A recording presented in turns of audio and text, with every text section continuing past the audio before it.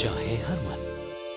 JECRC University, build your world।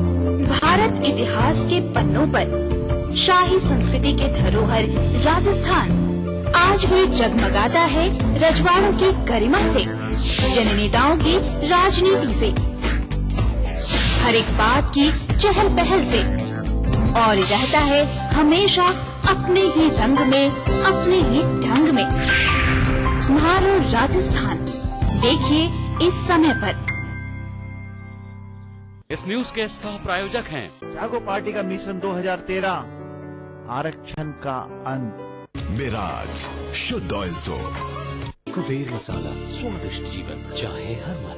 कृषि व कृषि व्यवसायों की संपूर्ण जानकारी हेतु अन्नदाता लेकर आया है महिंद्रा समृद्धि निःशुल्क फोन सेवा 1800-425-4085 सोमवार से शनिवार सायं 6 से 7 बजे तक। महिंद्रा समृद्धि अन्नदाता हेल्पलाइन के प्रायोजक हैं महिंद्रा ट्रैक्टर्स। 28 सालों से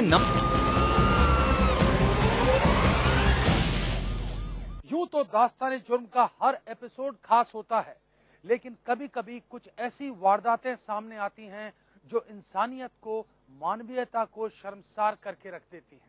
आखिर वो कौन सा स्वार्थ होता है जो कि किसी इंसान को अपनी इज्जत तक दांव पर लगाने के लिए मजबूर कर देता है, उसकी तमाम झिझक, तमाम शर्म को खत्म कर देता है।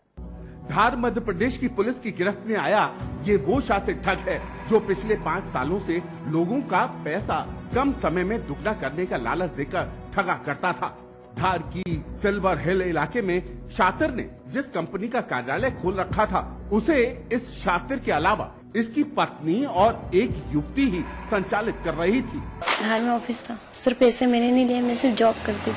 उसने लोगों को कम समय अवधि में पैसा दुगना करने का झांसा देके जमा किए थे। पिछले 2 महीने से फरार चल रहे इस युवक और इसके साथ काम कर रही युवती को पुलिस बालाघाट से गिरफ्तार कर धार लेकर आई है। धार में लूट की शिकायतें दर्ज होने के बाद शातिर ने महाराष्ट्र में फिर से ठगी का काम शुरू कर दिया और इसके साथ ही बालाघाट में ऑफिस खोलने की तैयारी कर रहे थे। लोगों से जो पैसा जो आप बताया जा रहा है, ऐसा नहीं लिया गया है। ये जितना भी इन लोगों ने आरोप लगाया सब बाहर के लोग हैं जो ब्याज खो रहे हैं अपने यहाँ के। 3 व्यक्ति हैं, तीनों ये स्वयं करते थे, कोई दूसरे अन्य नहीं है। हालांकि पुलिस मुख्य आरोपी इस युवक की पत्नी को पहले ही गिरफ्तार कर चुकी है और अब इसके साथ इसकी सहयोगी को गिरफ्तार कर गिरोह के सभी मंसूबों पर पानी फेर दिया। बंटी और बबली की तर्ज पर लूट की वारदात करने वाले इन आरोपियों के शिकार अब तक कितने लोग हुए और कितने की लूट इस गिरोह ने की, पुलिस इसका पता चला रही है। नोएडा उत्तर प्रदेश में 10वीं की छात्रा को कार ने बनाया हवस का शिकार। आरोपी है एक अस्पताल में मैनेजर, क्लोरोफॉर्म सुंघाकर दिया वारदात को अंजाम। पीड़िता की शिकायत पर पुलिस ने किया आरोपी को गिरफ्तार। आरोपी की कार से क्लोरोफॉर्म और कुछ दवाइयां पुलिस ने की जब्त। पत्नी और सास के हत्यारे ने पुलिस चौकी में किया आत्मसमर्पण। मेरठ उत्तर प्रदेश के नौचंदी इलाके में पुलिस ने किए दोनों शव बरामद। पत्नी के अवैध संबंधों के शक में पति ने की ये हत्या। आरोपी पति को गिरफ्तार कर पुलिस कर रही है मामले की जांच। और अब जो जुर्म की सच्ची दास्तान आप देखने वाले हैं, वो देखने सुनने के बाद ये तय करना मुश्किल हो जाएगा कि मुंबई की हिंदी फिल्में असल जिंदगी से प्रभावित होती हैं या फिर असल जिंदगी मुंबई की हिंदी फिल्मों से प्रभावित होती है। बरेली उत्तर प्रदेश के पुलिस अधीक्षक की मेज पर बिखरे छोटे छोटे उपकरणों और लैपटॉप से एक ऐसे खतरनाक अपराध को अंजाम दिया जा रहा था जो समाज के लिए तो खतरा थे ही, साथ में पुलिस के लिए भी एक चुनौती बन गए थे। कोतवाली थाना इलाके में बटलर प्लाजा पर छापा मारकर पुलिस ने न सिर्फ इन दोनों छात्रों को गिरफ्तार किया बल्कि अपराध के इस खतरनाक खेल का खुलासा भी कर दिया। कोई भी मोबाइल फोन का ईमेआई चेंज कर देते हैं। उसकी वजह से हम लोगों को दिक्कतें ये आती थी कि जितने भी चोरी के मोबाइल जाते थे उसको हम लोग ट्रैक नहीं कर पाते थे, या मोबाइल हैंडसेट से क्राइम करते थे या उसका ईमेआई चेंज कर देते थे, तो उस गैंग को पकड़ने में हम लोगों को दिक्कतें आ रही थी। पुलिस के अनुसार ये शातिर अपराधी मोबाइल के IMEI नंबर को इस तरह बदल देते थे कि पुलिस चाहे कितना ही उस मोबाइल को सर्विलांस पर रखे, पुलिस उसकी लोकेशन का पता ही नहीं चला पाती। शातिर मोबाइल की कीमत के आधार पर IMEI नंबर बदलने की फीस लिया करते थे। बहुत महंगा हैंडसेट है तो 5 से 10 हजार रुपये लेते हैं ये। अगर छोटा हैंडसेट है तो 500, 800 इनका ये है कि हैंडसेट के प्राइस पे डिपेंड करता है। और भी लोगों के बारे में इन्फॉर्मेशन मिल रही है कि ये पूरे उत्तर प्रदेश में इस तरह का नेटवर्क है। IMEI चेंज करने वाले लोग हैं, जो सॉफ्टवेयर और IMEI जो चेंज करने वाली डिवाइसेज उनका यूज करके IMEI चेंज कर रहे हैं, उनको गिरफ्तार किया जाएगा और जेल भेज जाएंगे। पुलिस ने इस खेल के 2 ही शातिर खिलाड़ियों को फिलहाल गिरफ्तार किया है और इस खेल से जुड़े कई और शातिर अपराधियों की तलाश के लिए जगह जगह छापामारी कर रही है। नौकरी पेशा कुंवारी लड़कियों को शिकार बनाने वाले IAS के भेस में एक शातिर ठग की बात एक छोटे से ब्रेक के बाद।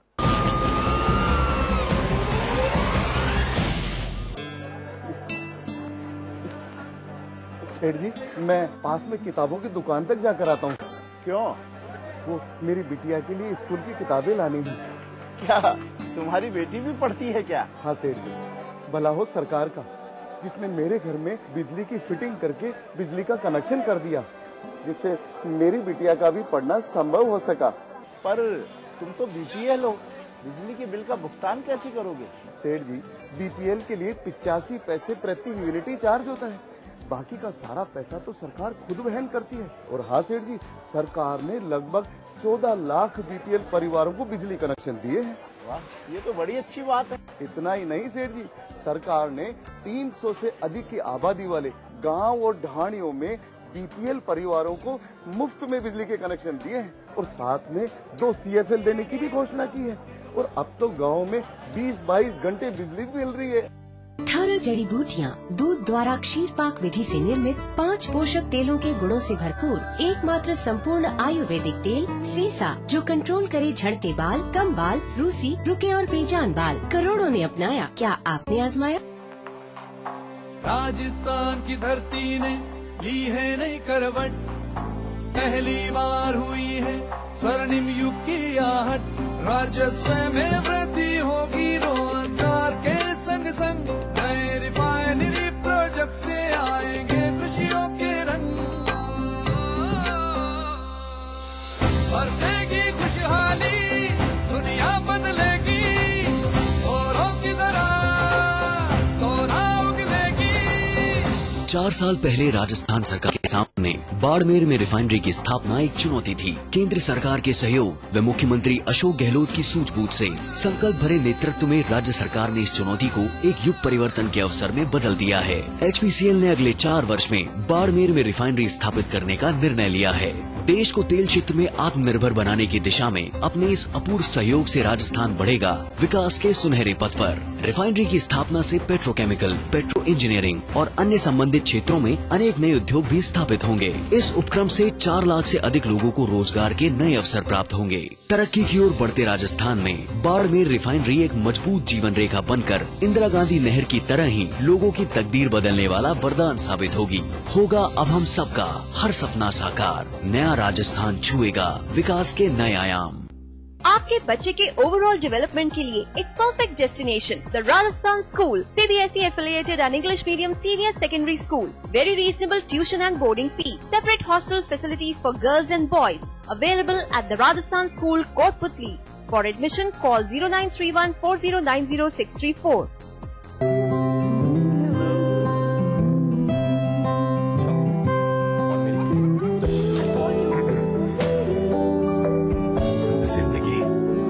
कई खूबसूरत रिश्ते लेकर आती है। बनाओ एक ऐसा घर जो उन्हें हमेशा अटूट रखे।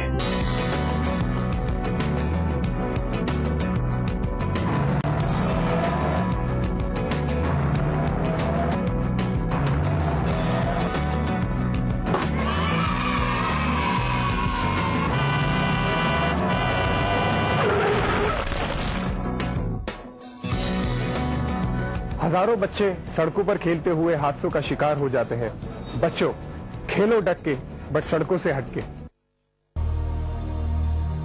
बढ़ रही है जनसंख्या, घट रही है जोत, ऊपर से महंगाई का बोझ, विश्व बाजारों में जारी है प्रतिस्पर्धाओं का दौर, कृषि उत्पादन और आमदनी बढ़ाने की होड़। हम बताते हैं आपको कैसे करें कम लागत में अधिक उत्पादन।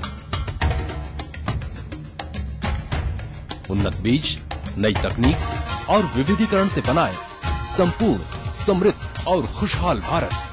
अन्नदाता देखिए हर रोज सुबह 6:30 बजे। कृषि व कृषि व्यवसायों की संपूर्ण जानकारी हेतु अन्नदाता लेकर आया है महिंद्रा समृद्धि निःशुल्क फोन सेवा 1800-425-4085 सोमवार से शनिवार सायं 6 से 7 बजे तक। महिंद्रा समृद्धि अन्नदाता हेल्पलाइन के प्रायोजक हैं महिंद्रा ट्रैक्टर्स। 28 सालों से नमस्कार, हाजिर हूँ मैं प्रवीण दत्ता लिए आपका फेवरेट क्राइम शो दास्तान-ए-जुर्म। जब हैवानियत के तूफान में करहा उठे इंसानियत, जब जुर्म के सन्नाटे में गूंजने लगे मजलूमों की सिसकियां,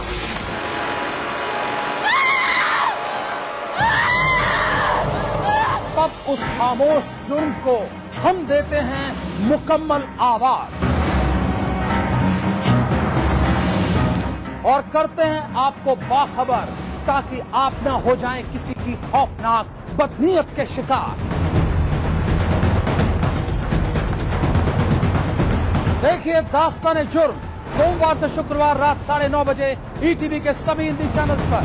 कोई भाई, कोई बादशाह तो कोई शहंशाह, कोई एंग्री यंग मैन तो कोई स्टंट मैन, किसी का झगड़ा किसी का लफड़ा, लव हेट का मामला आम है यहाँ।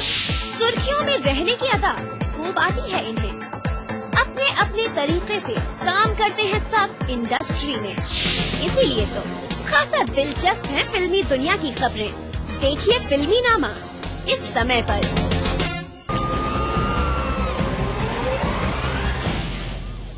आमतौर पर यह माना जाता है कि पढ़ी लिखी और नौकरी पेशा लड़कियां काफी समझदार होती हैं, अपना भला बुरा खूब अच्छे तरीके से समझती हैं और आसानी से किसी के जाल में नहीं फंसती। लेकिन क्या आप यकीन करेंगे कि अच्छी खासी पढ़ी लिखी, बढ़िया नौकरी करने वाली, अच्छा खासा पैसा कमाने वाली लड़कियां भी एक ऐसे व्यक्ति के जाल में फंस जाती हैं जो न केवल उनकी भावनाओं के साथ खिलवाड़ करता है बल्कि उनका बैंक बैलेंस भी साफ कर देता है। फर्राटेदार अंग्रेजी बोलने वाला ये व्यक्ति महज 8वीं पास है और खुद को बताता है IAS। 13 जनवरी 2013 थाना सारंगपुर एक महिला थाने में रिपोर्ट दर्ज कराने पहुंची। महिला का नाम सुनीता, उम्र 33 साल और उच्च शिक्षित, सारंगपुर के एक हाई स्कूल में लेक्चरर।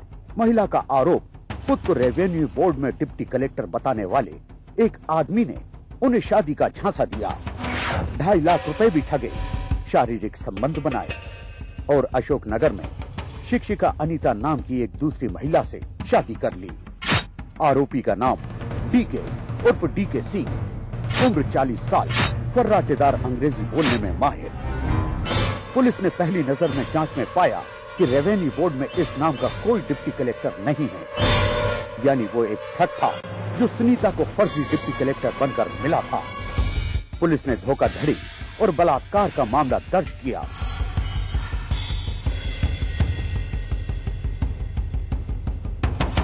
डीएसपी आजाद शालिनी दीक्षित ने जांच शुरू कर दी। राजगढ़ एसपी ने डीके की गिरफ्तारी पर 5,000 रुपए का इनाम घोषित कर दिया। पुलिस मुखबिर से सूचना मिली, कैलाश नगर इलाके में एक आदमी किराए का मकान लेकर रह रहा है, वो खुद को डिप्टी कलेक्टर बताता है। पुलिस तुरंत मौके पर पहुंची।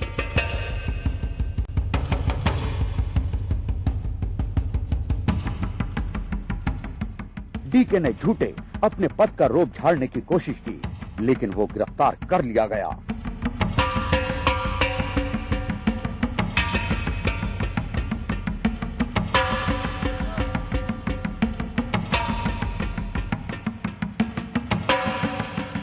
शुरू में तो डीके सभी आरोपों से इनकार करता रहा, लेकिन पुलिस की सख्ती के सामने टूट गया।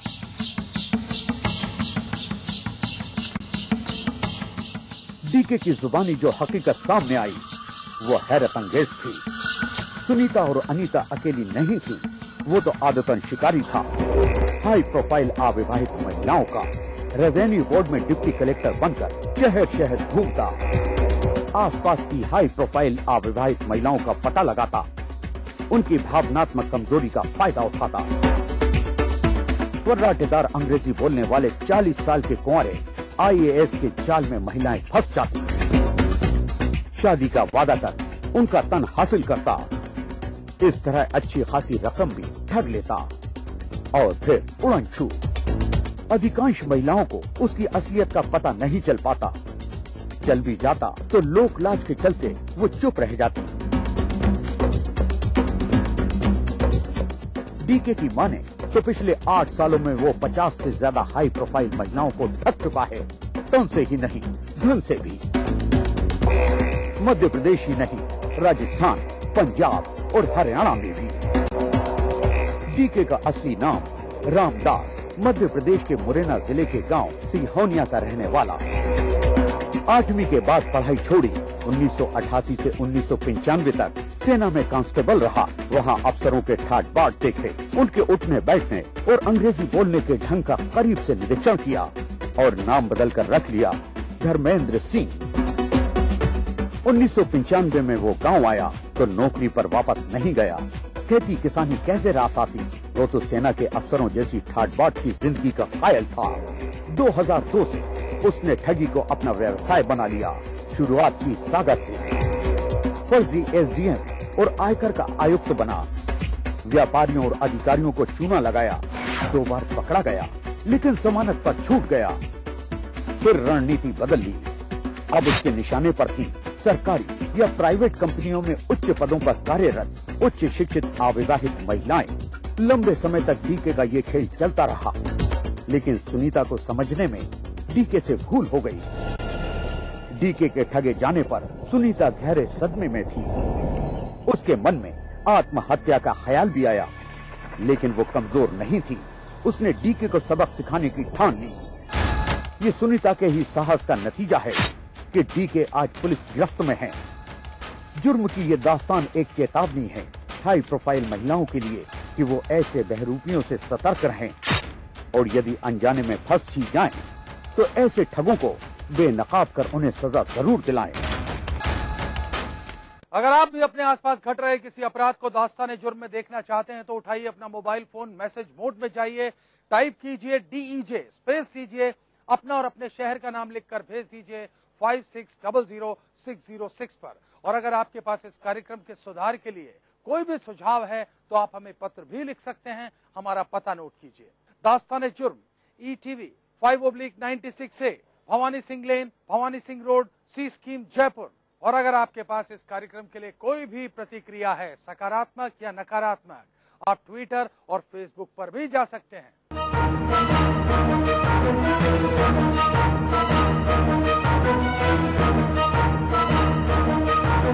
दास्ताने जुर्म के आज के एपिसोड में बस इतना। इसी वक्त इसी चैनल पर फिर हाजिर रहूंगा। वादा कीजिए तब तक आप सब रहेंगे सतर्क और होशियार।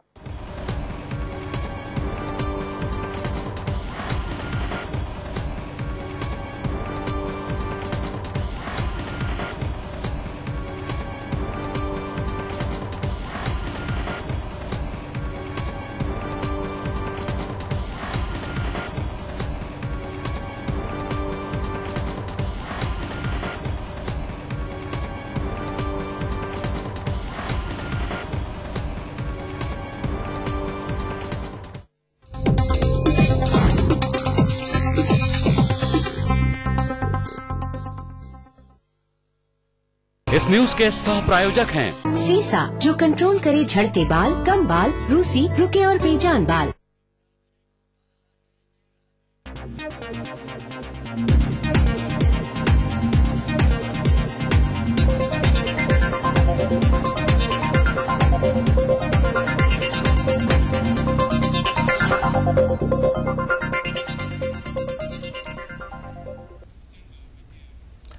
नमस्कार, अपनी सिटी में स्वागत है आपका और इस वक्त आप सबसे मुखातिब हूं मैं प्रशांत पांडे।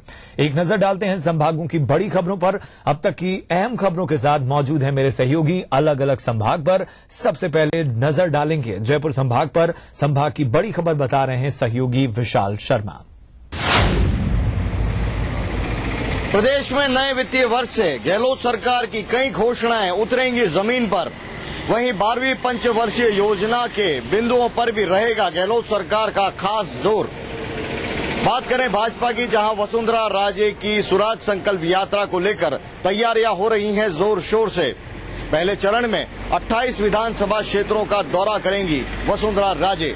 जयपुर संभाग से निकल रही है राजस्थान की सबसे बड़ी खबरें, देखिए हमारे साथ अपनी सिटी में। बारी है अजमेर संभाग की सुर्खियों के साथ मौजूद हैं सहयोगी अभिजीत दवे। भीलवाड़ा के बनेड़ा में प्रस्तावित स्टील प्लांट का आज केंद्रीय मंत्री डॉक्टर सीपी जोशी ने किया अवलोकन। 4000 लोगों को मिलेगा रोजगार। कार्य योजना और साइट प्लान की ली जानकारी। तो शाहपुरा में रामस्नेही संप्रदाय के पीठाधीश्वर आचार्य रामदयाल महाराज का लिया आशीर्वाद। संभाग की इस बड़ी खबर को आप देखते रहिए अपनी सिटी में आज हमारे साथ। कोटा संभाग में क्या रही हलचल बताने के लिए मौजूद हैं संवाददाता ओम नागर। सहायक वाणिज्य कर अधिकारी इंदु ने किया विषाक्त का सेवन। विभाग के आलाधिकारी संदेह के घेरे में। एमबीएस अस्पताल के आईसीयू वार्ड में चल रहा है उपचार। होश में आने के बाद होगा पूरे घटनाक्रम का खुलासा। तो इधर 1.5 माह से कोटा में हाई कोर्ट व रेवेन्यू बोर्ड बेंच की स्थापना की मांग को लेकर वकीलों की हड़ताल जारी। कल से चक्री गेट के पास शुरू करेंगे कर्मिक अनशन का दौर। तो आज साधारण सभा की बैठक में हुए कई महत्वपूर्ण निर्णय। कोटा संभाग से अपनी सिटी में आज की सबसे बड़ी खबरों में रुख करते हैं जोधपुर का। जोधपुर संभाग की सुर्खियां बता रहे हैं सहयोगी राजीव गौड़। जोधपुर के नागौरी गेट क्षेत्र में सड़क निर्माण कार्य नहीं कराने के विरोध में पूर्व पार्षद खेरून सोलंकी ने किया आत्मदाह का प्रयास। सड़क निर्माण कराने के आश्वासन मिलने के बाद मामला हुआ शांत। वहीं दूसरी ओर पाली जिले के जेतारा नगर पालिका के अध्यक्ष मदन लाल नाग 23,000 रूपए की रिश्वत लेते हुए रंगे हाथों हुए गिरफ्तार। पाली व सिरोही की एसीबी टीम ने की कार्रवाई। पट्टा जारी करने की एवज में 38,000 रूपए की मांगी थी रिश्वत। जोधपुर संभाग की दोनों बड़ी खबरों को हमारे साथ देखिए आपने सिटी में। अब बारी है बीकानेर संभाग की बड़ी खबर के साथ मौजूद हैं संवाददाता दीपक गोयल। बीकानेर के खाजूवाला से गायब हुई पूजा की हुई वतन वापसी। तो अपनी लाडली को देख परिजनों के झलके खुशी के आंसू। ईटीवी ने सुबह ही जता दी थी वतन वापसी की संभावना। देखते रहिए हमारे साथ अपनी सिटी में बीकानेर संभाग से निकल रही ये सबसे बड़ी खबर। और उदयपुर संभाग की बड़ी खबर के साथ मौजूद हैं संवाददाता रवि शर्मा। मोबाइल टावर हटाने की मांग को लेकर चित्तौड़गढ़ के बड़ी सादड़ी के विधायक प्रकाश चौधरी समर्थकों के साथ चढ़े मोबाइल टावर पर। करीब 6 घंटे की मान मनोबल और टावर सीज करने की कॉपी लेने के बाद ही उतरे टावर से। तो दूसरी ओर चित्तौड़गढ़ में ही एसीबी की टीम ने बड़ी कार्रवाई को दिया अंजाम। सेमलपुरा गांव के ग्राम सचिव को 2,500 रूपए की रिश्वत राशि लेते हुए रंगे हाथों किया ट्रैप। मकान का पट्टा देने की एवज में कर रहा था भ्रष्टाचारी ग्राम सचिव रिश्वत राशि की मांग। देखते रहिए उदयपुर संभाग से आज की ये दोनों बड़ी और अहम खबरें हमारे साथ अपनी सिटी में। तो हर संभाग हर खबर आप तक पहुंचाएंगे, लेकिन संभागवार खबरों की शुरुआत होगी जयपुर संभाग से।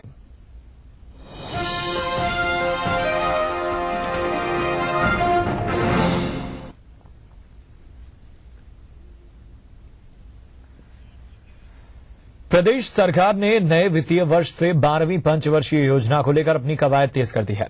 12वीं पंचवर्षीय योजना में मुख्यमंत्री अशोक गहलोत ने प्रदेश की ऊर्जा और सामाजिक सुरक्षा की जरूरतों को खास तवज्जो दी है। ये योजनाएं अमल में सही तरीके से लाई गईं तो इसके नतीजों से प्रदेश की तकदीर बदलनी तय है।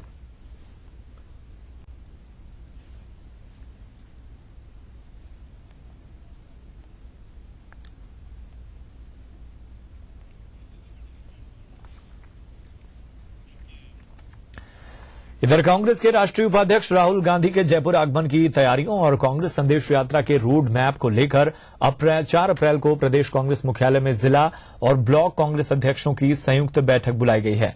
इस बैठक को मुख्यमंत्री अशोक गहलोत, कांग्रेस के प्रदेश प्रभारी मुकुल वासनिक और प्रदेश कांग्रेस के अध्यक्ष डॉक्टर चंद्रभान संबोधित करेंगे।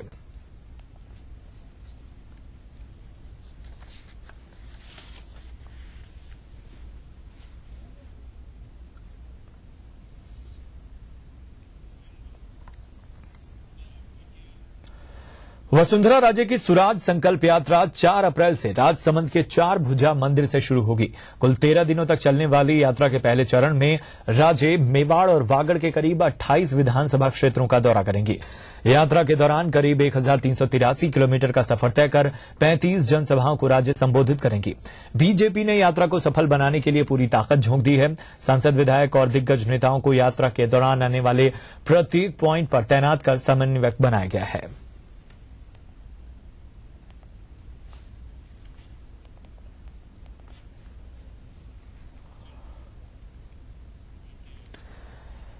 इधर राज्य विधानसभा में विभिन्न विषयों के संबंध में कार्यकुशलता लाने के लिए अध्यक्ष दीपेंद्र सिंह शेखावत ने 2 नई समितियों का गठन किया है। विधानसभा की प्रक्रिया और कार्य संचालन संबंधी नियमावली में संशोधन कर कमेटियों का गठन किया गया है, जिसमें एक समिति स्थानीय निकायों और पंचायती राज संस्थाओं संबंधित समिति और दूसरी पर्यावरण संबंधी समिति का गठन है। इन दोनों कमेटियों में 15 सदस्य होंगे।